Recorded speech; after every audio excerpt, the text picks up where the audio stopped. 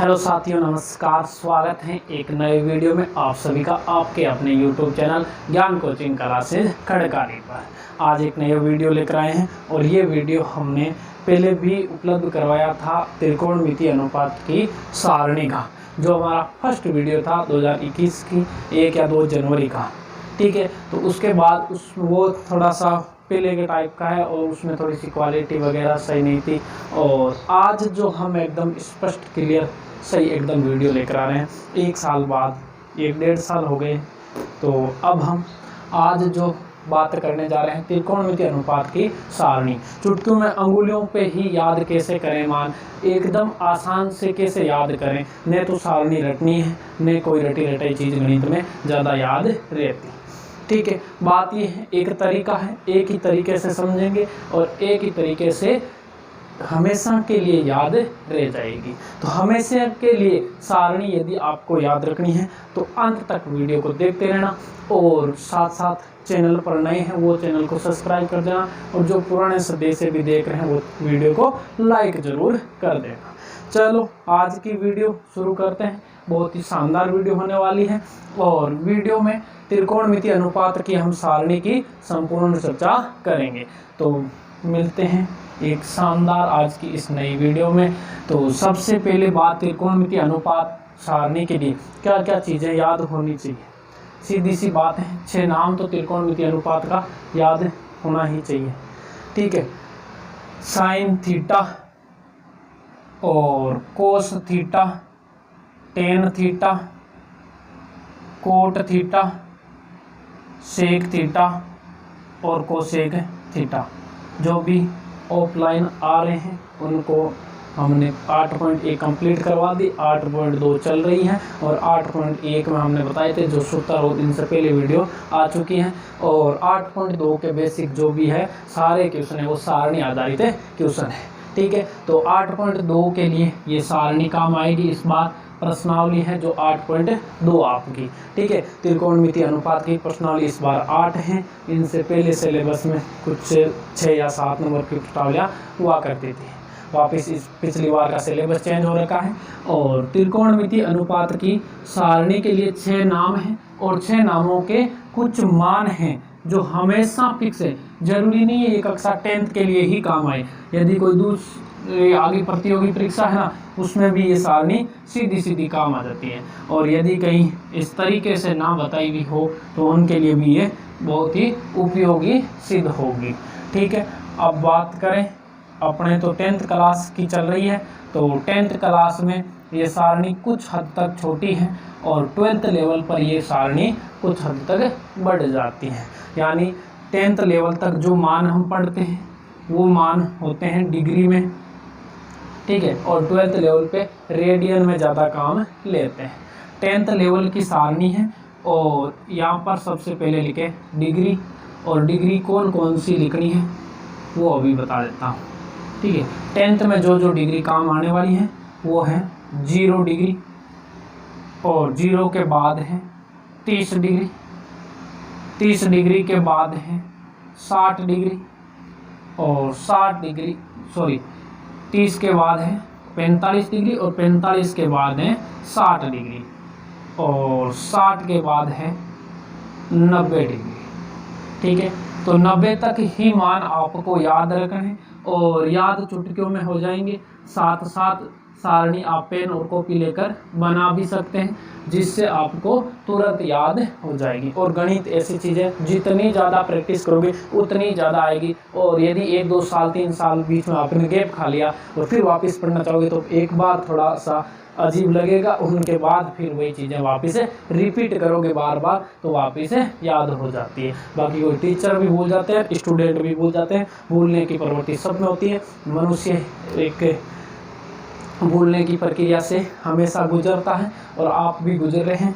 यानी आप पिछले क्लास वाला एकदम आपसे पूछ लो पूरा याद नहीं है, जबकि आपने पिछली क्लास में 90% बनाए और जिसमें इस बार भी 95 बनाए या 80 बनाए, 80% जो आपने बनाए हैं वो आपने पढ़ कर ही बनाए। अब वापस उठा के वो पूछ लो उतना याद नहीं रहता। लेकिन आज की सारणी है जो साथ साथ बनाए प्रैक्टिस करें, बार बार प्रैक्टिस करने से ये सारणी याद हो जाएगी। अब सबसे पहले बात, एक मान मात्र निकालना है, बाकी सारे मान इधर उधर से घूम के सारणी से ही आ जाएंगे। सबसे पहले बात करूं साइन के मान कैसे ज्ञात करेंगे, ठीक है। उसके लिए सबसे पहले बात तो एक छोटी सी गिनती आपको आनी चाहिए। सबसे पहले बात 0 डिग्री से शुरू किया है और गिनती शुरू कर देना, 0, 0 के बाद पाव, उसके बाद आधा, उसके बाद 3 पाव और उसके बाद 1। यानी आपको सीधा सा अंदाज लगाना है। हालांकि ये तरीके आते कहाँ से हैं, इस तरीके से आते हैं। 0, 1, 2, 3 और 4 तक गिनती लिखें। 4 ही डब्बे, डब्बे तो 5 हो गए, लेकिन 0 से शुरू करेंगे, 4 तक गिनती लिखेंगे और 4 तक लिखिए। उसके बाद सब में किसका देंगे, भाग, 4 का भाग दे देते हैं और 4 का 4 में भाग चला जाता है एक बार, और यहाँ पर दोनों में 2 का भाग चला जाता है, 1 और 2 आ जाता है। और 0 में किसी संख्या का भाग दें तो 0 आ जाता है। 0, पाव, आधा, 3 पाव और 1 आ गया, ठीक है। ये कहाँ से आए 0 पाव, ये इस तरीके से आ गए, ठीक है। इसके बाद सबसे पहली बात, साइन का मान निकालने के लिए इन सब का रूट, इन सब का क्या करेंगे, रूट निकाल देंगे। इन सब का रूट निकाल देते हैं। और रूट में किसी भी संख्या का मान क्या क्या होते हैं वो बता देता हूँ। रूट 0 का मान हमेशा 0 होता है। रूट 1 का मान हमेशा 1 होता है। रूट 2 का मान 1.414 होता है। और रूट 3 का मान 1.732 होता है। और रूट 4 का मान 2 होता है। अब बात यहाँ आई, ये मान यहाँ सारणी में नहीं लिखने हैं पॉइंट वाले। जहाँ पॉइंट वाले हैं वो सीधे रूट 2 के रूट 2, रूट 3 के रूट 3 लिख देना। बाकी रूट 1 का मान 1 आ जाएगा, 0 का 0, और रूट 4 आए वहाँ पर 2 लिख देंगे। बाकी रूट 2 और रूट 3 वाले रूट में ही लिख देंगे। लेकिन किसी क्वेश्चन में ऐसे शर्त लिखी जाएगी, आप एग्जाम में पूछा जाए तो आगे क्वेश्चन में लिख कर दे दी जाएगा, रूट 3 का मान 1.732 रख कर ही सरल करें, ठीक है। तो फिर आपको सरल करना है, अन्यथा आपको रूट 3 आंसर ही मान लेना है, ठीक है। अब बात करें साइन 0 डिग्री का मान क्या होगा। साइन 0 डिग्री का यहाँ से सारे यहाँ से सीधे सीधे रूट लिख दो। रूट 0 का मान हमेशा 0 होता।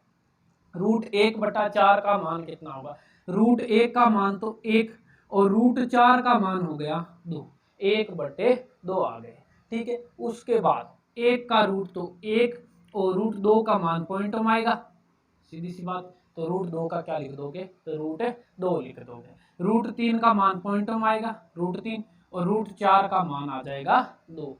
उसके बाद रूट 1 का मान आ गया 1। बस ये एक मान आपको कैसे ही करके यहाँ रूट की संख्या से निकालें, बहुत ही इजी है। लेकिन एक बात ध्यान रखें, यहाँ पर रूट निकालना सही तरीके से निकालें। कहीं रूट 3 की जगह 3 लिख दिया तो पूरा ही गड़बड़ हो जाएगा। एक मान गड़बड़ होते ही सारणी पूरी गड़बड़ हो जाएगी, क्योंकि मैंने बताया है एक ही मान आपको निकालना है। उसके बाद सारे इधर उधर से यहीं से गोल घूमकर आ जाएंगे वापिस सारणी में। वापिस यहाँ से शुरू कर दो और यहाँ से लिखने शुरू कर दो। वापिस पढ़ने शुरू यहाँ से करने और लिखने यहाँ 1 और अंडर रूट 3/2 और 1/√2, 1/2 और फिर आ गया 0। यानी जो साइन का मान है वापिस उल्टा यहाँ से लिख दे यहाँ तक है तो वापिस किसका बन गया, कोस का बन गया। यानी हमने तो एक मान निकाला किसका, साइन का, उसके बाद उल्टा लिखा तो बन गया कोस।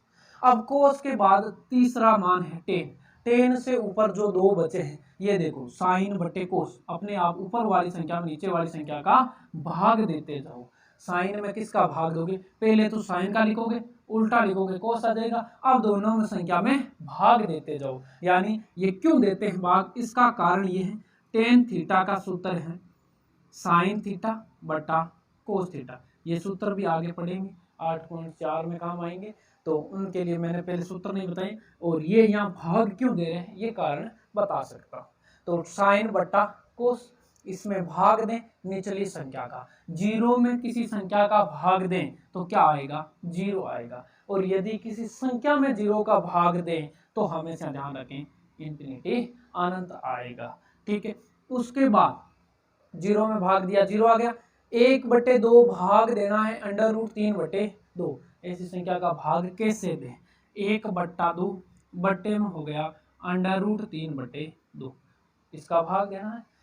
इसका भाग देने का मतलब 1 2 3 4 संख्या होगी, और 4 संख्या होते ही सरल करने का तरीका ये होता है कि 1/2 और गुणा हो जाएंगे निचली संख्या का उल्टा 2/√3। और एक चीज और होती है, भाग ऐसे लिखते हैं ना, 1/2 भाग √3/2, भाग ही तो देना। भाग को हमेशा कैसे सरल करते हैं, 1/2 गुणा में करेंगे और अगली संख्या पलट देंगे।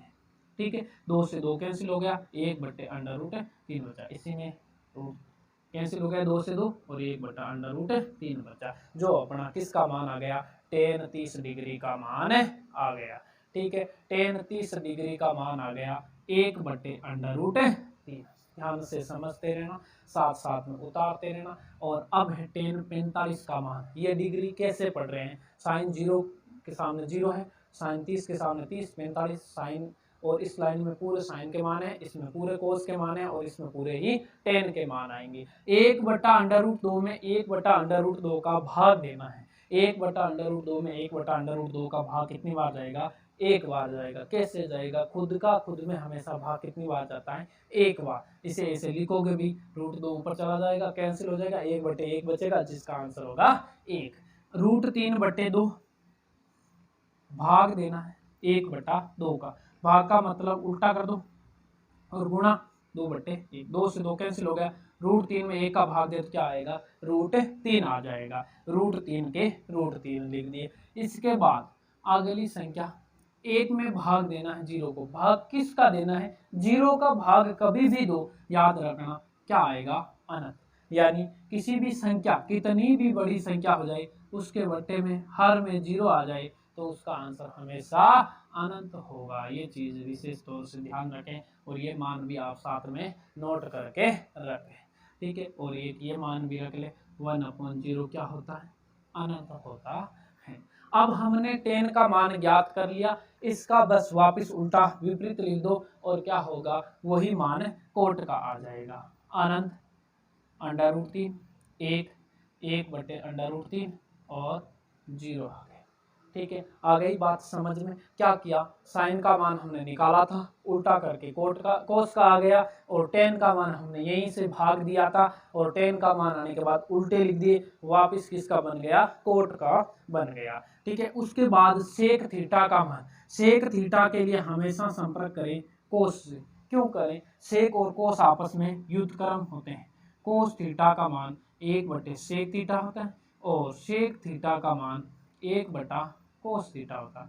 यानी कोस के जो भी मान है उसके उल्टे लिख दो, यानी ऊपर वाली संख्या नीचे, नीचे वाली संख्या ऊपर, हर को अंश में, अंश को हर में बदल दो, तो फिर सीधा सा मान है किसका आ जाएगा, सेक का मान आ जाएगा। सेक के मान के लिए हमने कोस से संपर्क किया, और 1 का उल्टा करना मतलब 1 के बट्टे में कोई संख्या है क्या, नहीं है, तो क्या लिख सकते हैं, यदि भी किसी भी संख्या के बट्टा में कोई संख्या नहीं है तो हमेशा 1 लिख सकते हैं।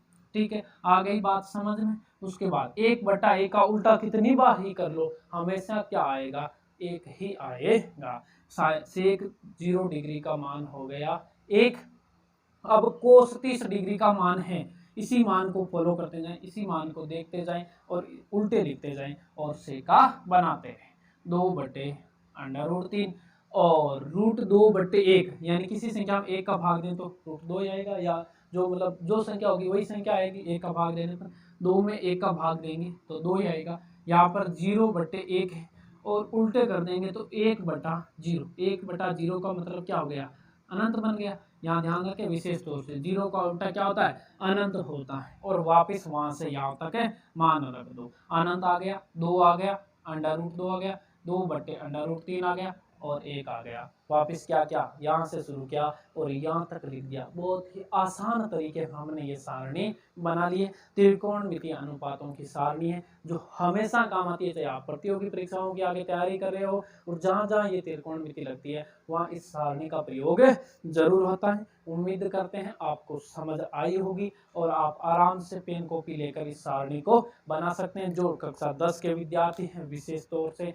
बनाते रहे, और जो हमसे जुड़े हुए हैं उन सबको हमने कहा था कि कि प्रत्येक प्रश्नावली से कुछ मैटर आपको इकट्ठा करके दे दिया जाएगा। अब आपको ये सारणी आती है तो आप 8.2 के कंप्लीट क्वेश्चन कर लोगे। वहाँ से क्या करने, 8.2 में यही पूछा साइन 30 डिग्री को 60 डिग्री इसके मान वगैरह ऐसे छोटे छोटे क्वेश्चन पूछे गए और वो 8.2 आप इस सारणी से कंप्लीट कर सकते हो। जो भी ऑफलाइन आ रहे हैं उनकी चल रही है क्लासें, कक्षा 1 से 10 तक अपने घर पे चल रही है और कक्षा 1 से 8 तक शिवाजी महाराज के ऑनलाइन में और चल रही है संस्था, ठीक है। और जितने भी विद्यार्थी आ रहे हैं वो तो अच्छे से पढ़ ही रहे हैं, लेकिन जो नहीं आ पा रहे हैं उनके लिए घर पे उपलब्ध करवाया है ऑनलाइन प्लेटफॉर्म पर।